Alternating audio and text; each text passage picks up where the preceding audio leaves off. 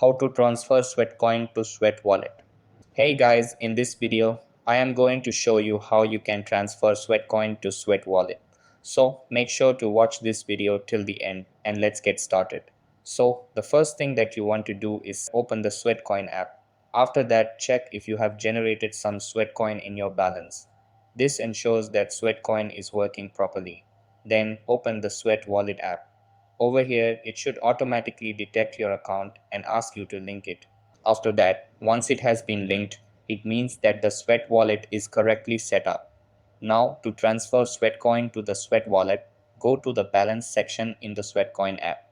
Over here, click on Sweat and it will automatically load the Sweat wallet app. After that, if the Sweat wallet loads automatically, it means your balance has been transferred. To confirm this, click on Transfer in the Sweat wallet app. Over here, you will see the amount you have in dollars. For example, if you see 108 Sweatcoin, it may show as 9 cents in your portfolio. Over here, you can also view your total balance to ensure that the transfer was successful. So that's how you can transfer Sweatcoin to Sweat Wallet. That's all for this video.